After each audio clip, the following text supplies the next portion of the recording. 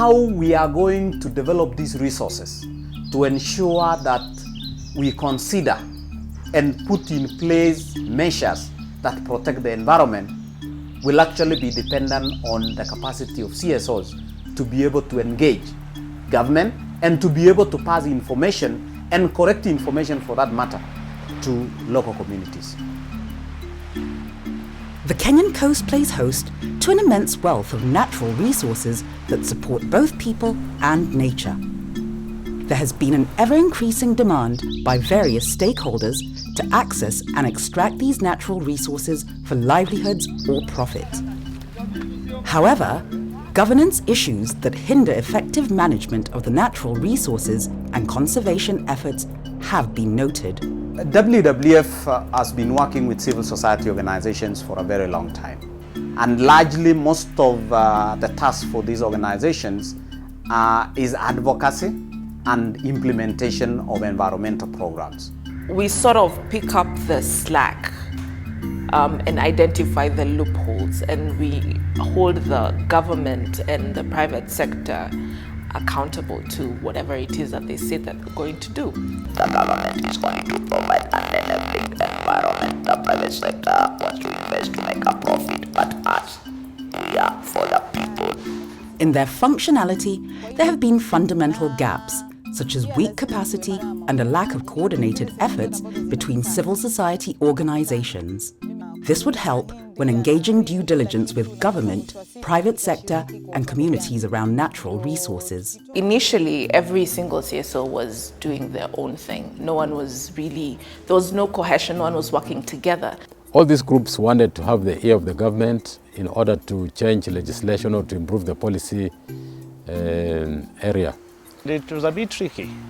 It was more of a watchdog and more of pointing the mistakes and more of noting where the deficiencies are, but not coming forward to give a solution and to partner on how best we can move forward as a country. WWF has been working to facilitate capacity building of civil society organizations as agents of change, while creating an environment where they can thrive. With the support of Coastal East Africa, we've actually been able to support largely networks that are actually helping in advocating for certain positions that are going to help in sustainable management of natural resources. WWF organized training sessions for these civil society organizations on how to lobby, how to advocate, so that they had the capacity. Then they can produce proper information that we can use to do advocacy work. The wealth of information that they have, that they're somewhat able to disseminate to us. So giving us the financial backing to be able to try and make things right and be able to engage. They have supported us in terms of allowing the organization to grow from the time when we did not have any policies, any committee, to the time now we are registered as an independent legal entity. I would say that it is powerful, it is important to work as groups instead of individual organizations. That has given us the strength to be able to engage government, to engage the constitutional bodies around policy formulation and implementation. This has included the creation of forums and alliances which support civil society organizations to influence decision-making processes around natural resources and the conservation agenda. What we first did was to get together and organize an alliance. And that has made our life easier because we can share our views, we can share news, we can share our progress, and we can go together to see government as a united group. We have had a very nice training, especially in the coastal area, where selected community groups have been brought in and have been trained on how to review the various EIAs. The program has been able to support us in ensuring that these networks are formed and are functional. This is very critical because functional networks are able to deliver the power in civil society that is able to contribute towards the formulation of legislation. Communities also have the rightful duty to ensure that agendas around natural resources have meaningful positive impact on livelihoods and the environment. People can participate in things that they understand. If they don't understand the issues under discussion, it's very difficult for them to participate in it. And this is where the CSOs in the environment sector comes in handy. So we expect that civil society will be able to providing that civic education on natural resources. Article 10 of the new 2010 Kenyan Constitution stipulates the principles of good governance, including people participation, integrity, transparency, and accountability. It has therefore been critical for civil society organizations to engage with policymakers in the drafting and implementation of legislation meant to address the gaps around natural resources at local and national levels. We have succeeded in making comments on the minerals bill, on the wildlife bill before it became a law. We have made comments on the forest bill. We have made comments on the water bill and on the environment policy. So these are major successes. We have been able to input and play a very critical role in the development of various legislation and policies in Kenya.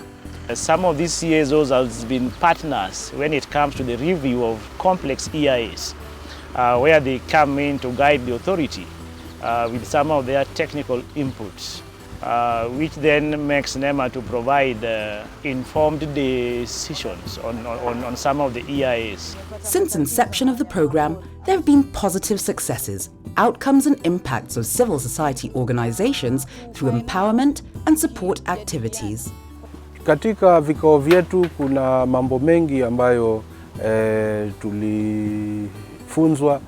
Ya kwanza ni katiba ya Kenya 2010 ambayo walikuwa wanaangazia ni vipengele gani vinavyohusiana na haki za wananchi.